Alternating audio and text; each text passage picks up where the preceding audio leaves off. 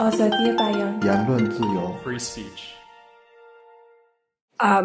What do you expect going into a Trump administration, sort of once he gets a hold of this structure, the spy structure? Yeah, it's very interesting. If you read the dissenting opinions in the Korematsu case, the famous case where the Supreme Court upheld the internment of Japanese Americans during World War II, the dissent talks about the decision being a loaded gun.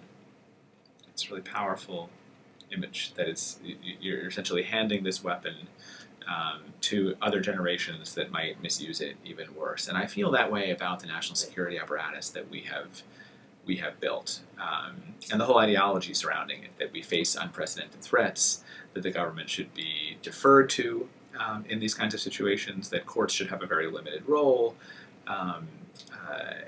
We've built an incredibly powerful presidency with very, very few checks when the government invokes national security.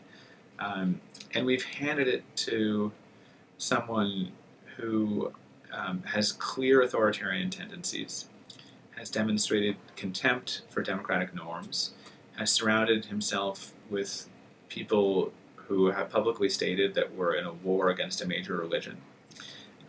And so I worry less about what they'll do on day one and more about what they will do if there were, for example, 2 Bataclan-level terrorist attacks in New York or Washington, and what license they would think that gave them to implement really, really awful policies. But again, here again, I don't throw up my hands and brace for the worst. It matters a lot how strong the resistance is. And it matters a lot whether a Trump administration is empowered or blamed for those kinds of security lapses.